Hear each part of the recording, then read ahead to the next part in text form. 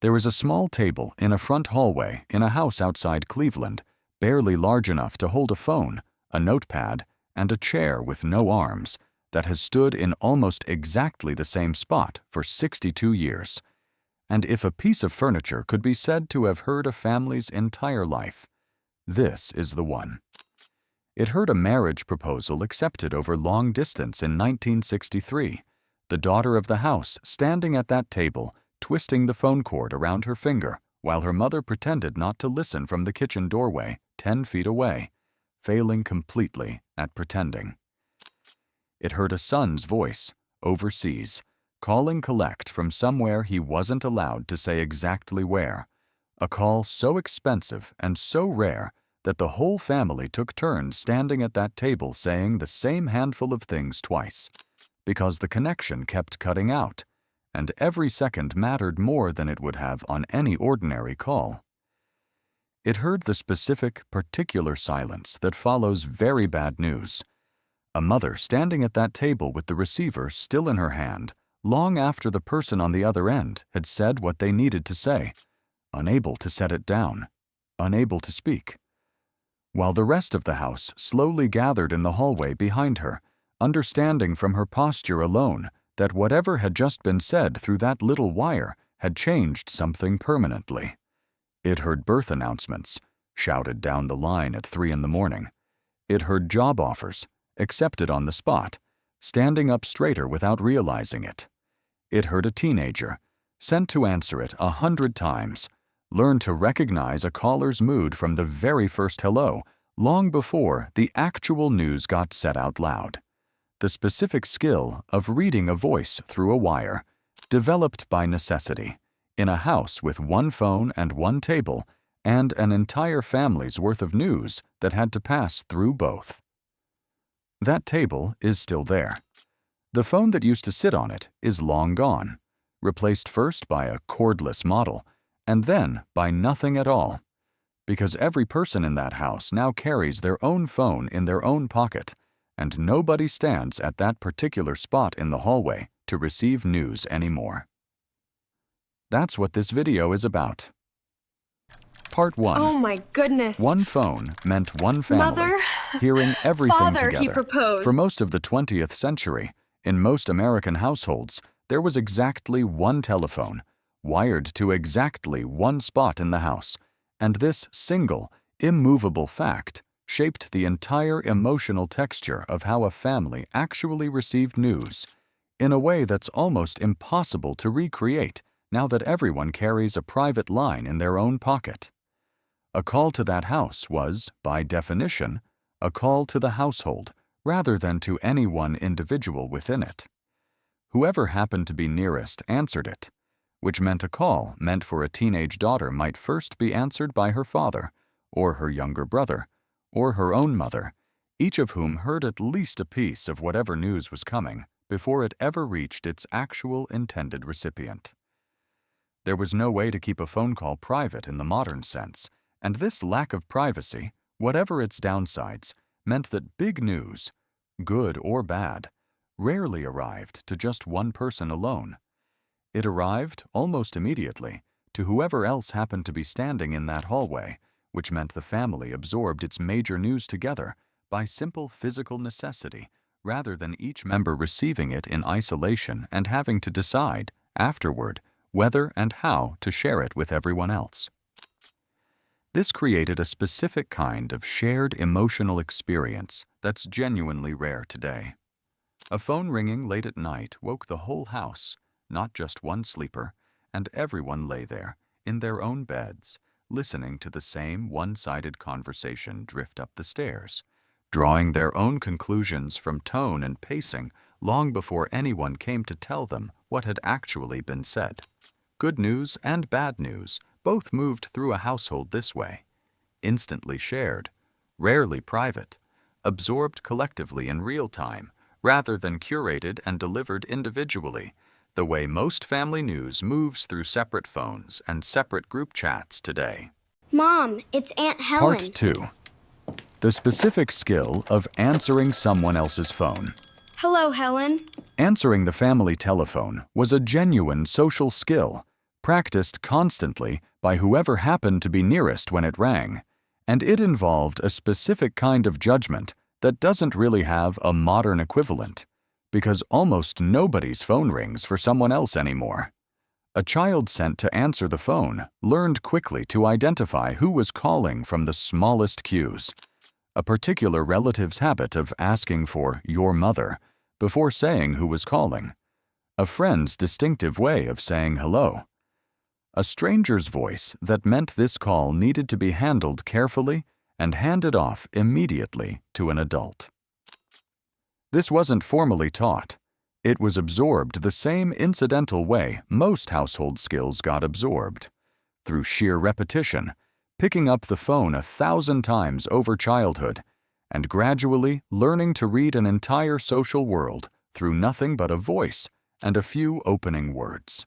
Taking a message required real attention and real judgment about what actually mattered enough to write down accurately, because a garbled or forgotten message could mean a missed job opportunity, a missed appointment, or a family member left waiting for a callback that never came because the note taken at that little table said something slightly wrong.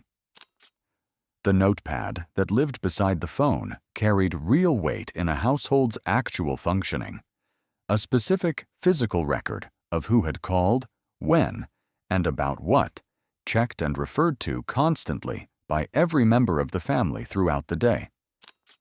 And there was a specific etiquette around interrupting someone else's call, or around delivering difficult news to someone who wasn't home when the call actually came in, that every family member absorbed simply by being present for hundreds of these moments across childhood. How to say gently, "Somebody called, and it didn't sound good," without alarming a parent unnecessarily before they'd had the chance to call back and find out for themselves. Oh, we Part miss 3. you so much, darling. The cost Here's of your distance, sister. measured Hi, in calling minutes collect and was dollars. fine. We love you. When are you Long-distance calling, for most of the era this table stood in that hallway, was expensive enough that every single long-distance call carried real, felt weight before a word had even been said. And this scarcity shaped how families actually communicated across distance in a way that's genuinely hard to imagine now. A call from a son overseas or a daughter who'd moved across the country was often planned in advance, scheduled for a specific time when rates were lower, kept deliberately short, because every additional minute cost real money that a family budget had to specifically account for. This meant a long-distance call functioned less like an ordinary conversation and more like a small, concentrated event. Everyone in the house gathering nearby, taking quick turns at the receiver, saying only the things that mattered most because the clock was quite literally running against a real dollar cost the whole time. Collect calls, calls where the person receiving them agreed to pay the charge, carried their own specific emotional signal, because a collect call, particularly from somewhere unexpected, usually meant the caller genuinely needed to be reached and couldn't otherwise afford to make the call themselves. A family that accepted a collect call from an unfamiliar number in the middle of the night understood, almost instinctively, that something significant was happening on the other end of that line, because nobody made an expensive, awkward collect call for casual reasons. This scarcity, whatever its real costs and frustrations, produced calls that carried an intensity and a deliberateness that unlimited, essentially free long-distance communication has largely removed.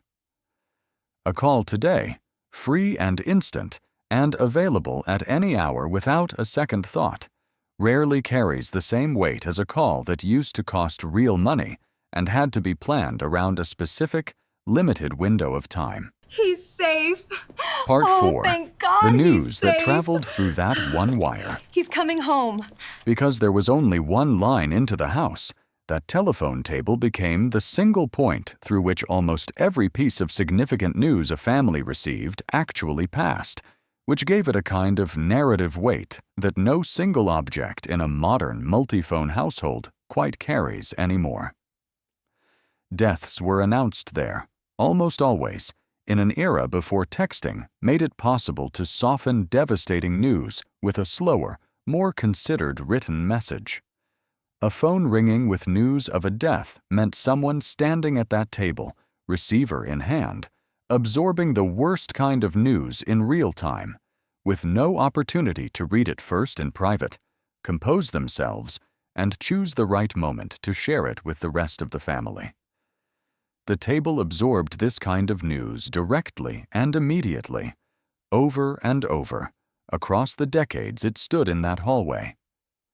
Births arrived the same way, at whatever hour they actually happened, often in the middle of the night, a father's voice on the other end announcing a new grandchild to a house that woke instantly and gathered around that same small table to celebrate together, still in nightclothes, still half asleep, absorbing genuinely joyful news with the same immediate, collective intensity that the hardest news always carried too.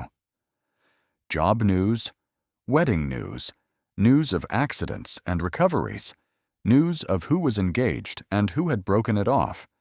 All of it moved through that one wire, to that one table, received by whoever happened to be standing nearest, and then relayed, immediately, to whoever else in the house needed to know. The table itself became, in a very real sense, the site where a family's actual history got delivered, moment by moment, for as long as it remained the household's only point of contact with the outside world. Part 5. What replaced the table, and what the replacement cost. The single household telephone gave way, over the following decades, to a phone in every room, and then to a phone in every pocket, and each step of that progression, taken on its own terms, represented real convenience and real improvement. Nobody wants to go back to a single shared line, waiting for someone else to finish a call before you can make your own, or missing an important call entirely because nobody happened to be standing near that one table when it rang. But something specific disappeared along with the shared line, and it's worth naming honestly. News, once instant and collective by simple physical necessity, became private and individually curated. A person receiving difficult news today typically receives it alone, on their own device, with the choice of whether, when, and how to share it with the rest of the family entirely in their own hands, which offers real privacy and real control, but removes the automatic, built-in collective absorption that a shared household line used to provide by default. The specific skill of reading a caller through nothing but a voice and a few opening words has faded too, because caller ID and text messages mean almost nobody has to guess anymore who's calling or what they want before they've already been told directly. And the deliberate wait that used to accompany distance communication, the planned call, the counted minutes, the real cost that made every long-distance conversation feel significant simply by existing, has been replaced by an abundance of essentially free, instant, low-stakes contact that for all its convenience rarely carries the same concentrated intensity a scheduled, expensive call across real distance used to carry as a matter of course. And then I told him 6. the one about the traveling salesman. What's still worth Oh, keeping Dad, from you that shouldn't. table? He loves those jokes. You do not need a single shared household phone or an expensive long-distance rate to recover a small, genuine piece of what that table actually provided. Share big news out loud, together, on purpose, rather than defaulting to a group text. A phone call, put on speaker, gathering whoever's actually in the house at that moment, recreates a small piece of the collective, real-time absorption that a shared household line used to provide automatically. It costs nothing and takes almost the same amount of time as texting the news around individually. Make one call a real event again, occasionally, instead of a quick, low-stakes text. A planned, undistracted call to someone far away, phones down, full attention, nothing else competing for the conversation, recreates some of the weight and intensity that expensive, scheduled long-distance calls used to carry simply because they were rare and costly. Keep a real, physical place where messages for the household actually get written down. A shared notepad by the door or a whiteboard in the kitchen does a small piece of what that hallway table's notepad used to do, creating one reliable, physical place where the household's actual shared information lives, rather than scattered across everyone's separate, private phones. Part 7. The numbers written in pencil, right on the wall beside it. Beside almost every one of these tables, on the wallpaper or the doorframe, or a torn scrap of paper taped up and replaced a dozen times over the decades, lived a short, handwritten list of the numbers a household actually needed in a hurry. The doctor, the plumber, the neighbor 2 doors down who'd watch the kids in a pinch, a grandmother's number known so well it lived in the fingers before it ever lived in memory. This wasn't a phone book. It was smaller and more urgent than that, a household's actual working directory, updated in pencil because pencil could be erased when a doctor retired or a plumber stopped answering. Children in these houses grew up able to recite 4 or 5 numbers from memory decades later, long after the people on the other end had moved or died, simply because those digits had been said aloud and dialed by hand often enough to become permanent. There was something almost bodily about it. A rotary dial's specific resistance under a fingertip. 7 small movements repeated so many times that the number lived less in the mind than in the hand itself, the way a pianist's fingers remember a piece the conscious mind has otherwise forgotten. That penciled list also carried its own quiet emotional record, if you knew how to read it. A crossed-out number meant someone had moved away, or a friendship had cooled, or sometimes someone had died and nobody had gotten around to erasing them yet, which meant the list itself, faded and layered with corrections, was its own small archive of a family's changing world, hanging on the wall the entire time, mostly unnoticed, until someone paused in the hallway and actually looked at it. Part 8. Oh yes, I used a whole cup of sugar this time. In plenty of houses, especially outside the cities, and especially earlier in this table's 62 years, that one household line wasn't even fully private to begin with. Party lines. A single line shared by several households, each with its own distinctive ring pattern, meant a family might lift the receiver to make a call and find a neighbor already mid-conversation, and had to wait, listening despite themselves, until the line cleared. This produced its own particular etiquette and its own particular temptations. Everyone understood in theory that you weren't supposed to stay on the line and listen once you realized a call wasn't yours. Almost everyone did it anyway, at least once, holding the receiver very still and very quiet, because a shared line meant a family's private business was never quite as private as they might have assumed, and a certain amount of a neighborhood's actual news traveled this way, overheard rather than told, absorbed sideways instead of face-to-face. It also meant something else, something easy to overlook now. An entire street's households were, in a very literal sense, connected to one another through that wire in a way that made a neighborhood feel less like a collection of separate houses and more like a single, loosely joined unit, capable of relaying an emergency down the line from house to house faster than anyone could have walked it. A fire, a flood, a doctor needed in the night. The party line, for all its lack of privacy, could move that kind of news through a whole block in minutes, each household's distinctive ring passing the alarm along like a bucket brigade made of sound instead of water.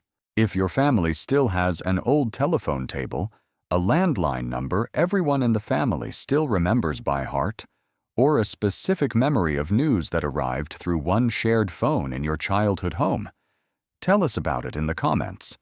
These small, ordinary objects held more of a family's actual history than almost anything else in the house, and every story shared here helps keep a little more of it alive.